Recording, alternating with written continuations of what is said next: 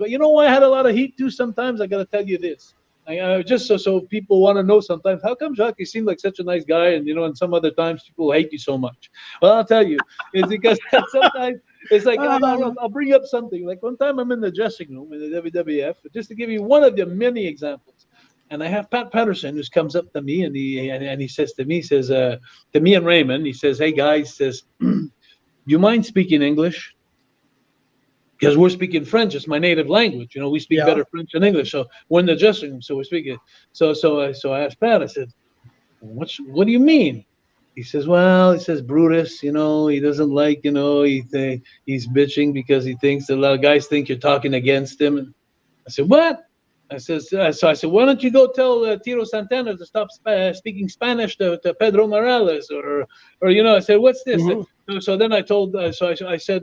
I said my way to Brutus, I said what I thought about that, and then, but I understand a lot of the guys were prejudiced against Montreal and the French Canadians and the Canadians because many reasons. One of the reasons were every time they got their booking sheets and they had to come to Wrestling Canada, it was like, oh shit, I'm going to lose 40% of my paycheck because the money's not the same. They'd lose 40%.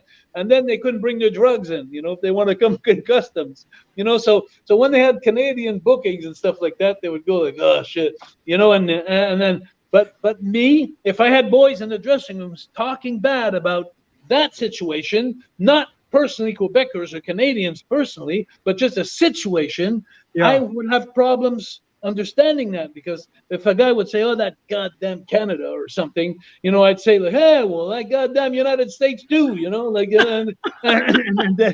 so understand what I'm saying? Where I was there in the middle there. Sometimes I wish I could go back in time, because I never was mean to anybody in the business. I never hurt anybody in the business. I never meant any harm to anybody.